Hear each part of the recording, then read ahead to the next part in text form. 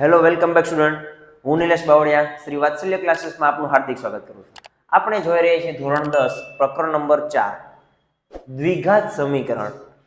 દ્વિઘાત સમીકરણનો ઇન્ટ્રોડક્શનનો વિડીયો આપણે જોઈ ગયા, જેમાં અગત્યના મુદ્દા તથા તો સૂત્રોની ચર્ચા આપણે કરી હતી કે આ ચેપ્ટરની અંદર કેટલા કેટલા સૂત્રોનો ઉપયોગ થશે અને કેવી મેથડ થશે, અને અગત્યના 1 માર્કમાં પૂછાય એવા થોડાક મુદ્દાઓ હતા જે આપણે આવરી લીધા છે.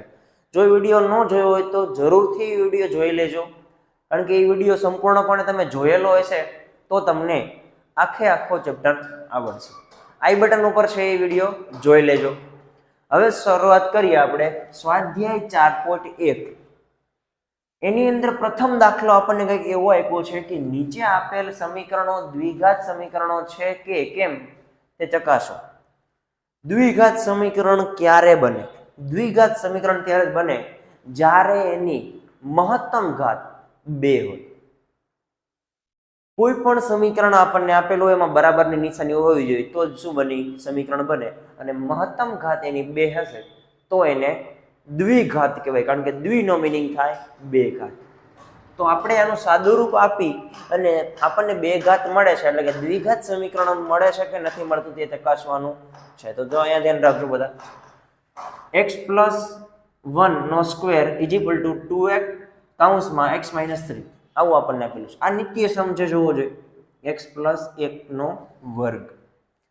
તો આ નિત્ય સમ પ્રમાણે શું થાય તો કે પહેલા પદનો વર્ગ એટલે કે x નો વર્ગ 2 ગુણ્યા પહેલું બીજું પદ એટલે 2 ગુણ્યા પહેલું બીજું પદ કરો એટલે 2x ગુણ્યા 1 એટલે 1, તો 2x જ થઈ જાય, ને પ્લસ 1 નો વર્ગ 1 બરાબર અંદર ગુણાઈ જાય તો શું થઈ જાય 2x. 2 પ્લસ છે આ માઇનસ છે, આની સાથે ગુણાય 2 તેરી 6 પણ પ્લસ માઇનસ -6 આવું થશે. હવે હું એક સાઈડ ભેગું કરી દઉં, જો શું થાય છે. x નો વર્ગ પ્લસ 2x, આ 2x ને બરાબરની આ બાજુ લાવવું એટલે -2x, આ પ્લસ 1 ના 1 એમનામ, અને -6 હે બરાબરની આ બાજુ આવે એટલે +6 બરાબર 0. બધું મેં એક બાજુ ભેગું કરી લીધું. હવે જોવો જોઈએ અહીંયા x² + 2x - 2x, આ +2x ને આ -2x શું થઈ ગયા કેન્સલ. તો વધ્યું શું x² 1 + 6 એટલે +7 બરાબર 0. તો આપણને એક અહીંયા જોવો જોઈએ સમીકરણ મળ્યું x ની 2 ઘાત + 7 બરાબર 0. તો અહીંયા મહત્તમ ઘાત કેટલી છે 2, તો આને દ્વિઘાત સમીકરણ કહેવાય. આમ લખી નાખવાનું કે આમ અહીં સમીકરણની મહત્તમ ઘાત 2 હોવાથી આપેલ સમીકરણ દ્વિઘાત સમીકરણ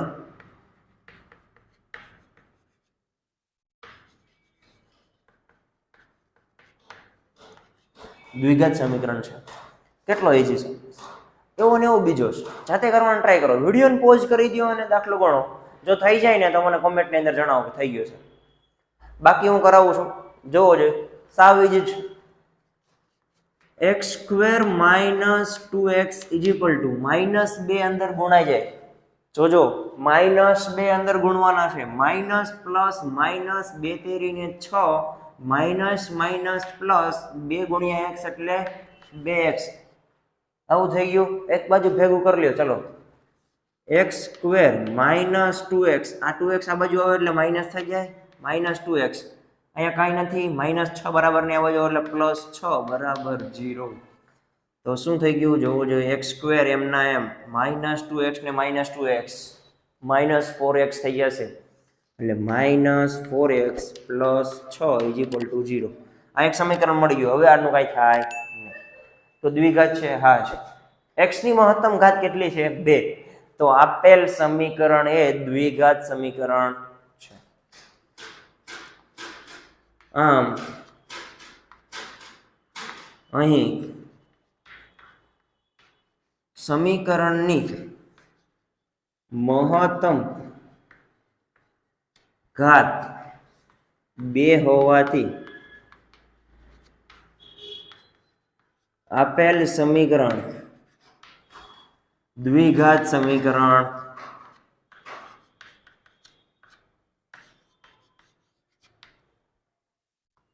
છે. કેટલા ઈઝી છે. 1 માર્કની અંદર આ રીતના દાખલા પૂછાઈ શકે છે. ખાસ નોંધ લેવી, આવા નવા આગળ બીજા ઘણા બધા દાખલા આપેલા છે. વ્યવસ્થિત તમે જાતે પ્રેક્ટિસ કરશો ને એટલે આવડી જશે. ટ્રાય કરો. ચાલો હવે જોઈએ દાખલા નંબર 3 પહેલાનો, બરોબર.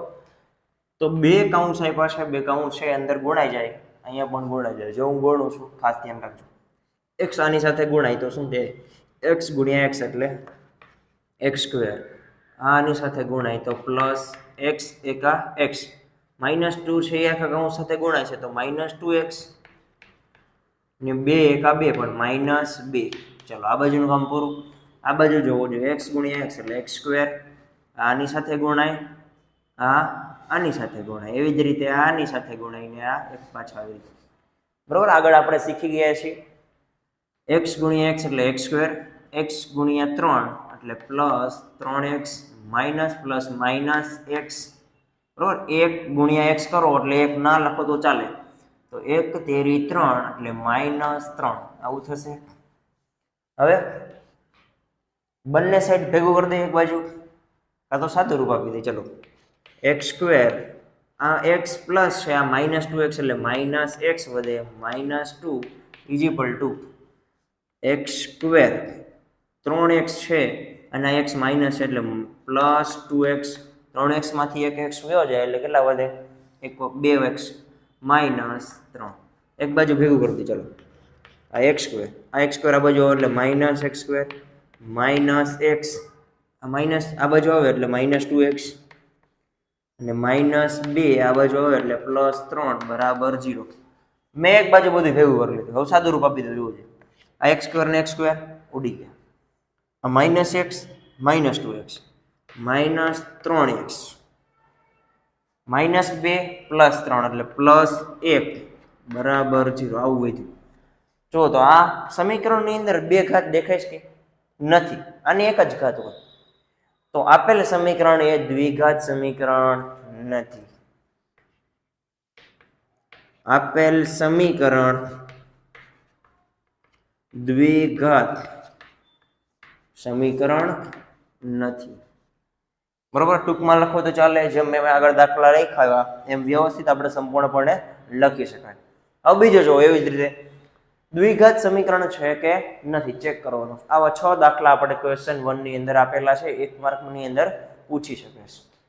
જો x ગુણ્યા 2x, x ગુણ્યા 2x એટલે શું થઈ જશે? 2x², 2x ની 2 ઘાત, x ગુણ્યા 1 એટલે +x. હવે 3 નો વારો, તો 3 ગુણ્યા -3 ગુણ્યા 2x શું થાય? 2x. તો 3 દુને 6 plus minus -6x minus plus minus 3 એકા 3 બરાબર. આનું કામ પૂરું. અહીંયા જોવો જોઈએ, x ગુણ્યા x એટલે x², x ગુણ્યા 5 એટલે પ્લસ 5x આવું થઈ જશે. સાદું રૂપ આપી દે. ચલો 2x ની 2 ઘાત પ્લસ નહીં પણ અહીંયા x એકવાર છે, આ 6x માઇનસ છે તો શું થઈ જાય? જોવો જોઈએ, 6x માંથી એકવાર x જાય એટલે કેટલા વધે? 5x, પરંતુ -5x વધે કારણ કે મોટી સંખ્યાની નિશાની. -3 બરાબર x ની 2 ઘાત પ્લસ 5x. આ બાજુ બધું ભેગું કરી લે. ચલો શું થઈ જશે? તો 2x ની 2 ઘાત આ બાજુ આવે એટલે -x², -5x, આ બાજુ 5x આ બાજુ આવે એટલે -5x, -3 બરાબર 0. -3 એમ ના એમ. તો 2x² ની 2 ઘાત -2x², બરોબર. 2x² -2x², તો આ શું થઈ જશે?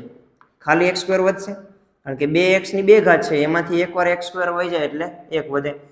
-5x ને -5x એટલે -10x ને -3 બરાબર 0. આ એક શું મળી ગયો આપણને? દ્વિઘાત સમીકરણ મળી ગયું છે. x ની કેટલી ઘાત છે? 2 ઘાત છે, તેથી આપેલ સમીકરણ એ દ્વિઘાત સમીકરણ છે. આમ આપેલ સમીકરણ એ દ્વિઘાત સમીકરણ છે. કેટલું ઈઝી છે, સાવ સિમ્પલ છે. 1 માર્કની અંદર આ રીતનો દાખલો પૂછાઈ શકે છે. બરોબર. આગળના જે 4 દાખલા છે આપણે આગળના વિડીયોની અંદર જોશું. જો તમે વિડીયોમાં પહેલી વાર જ આવ્યા છો તો ચેનલને સબસ્ક્રાઇબ કરી દો, જેથી તમે આવા ને આવા સરળ રીતે સમજાવી શકાય એવા વિડીયો જોઈ શકશો.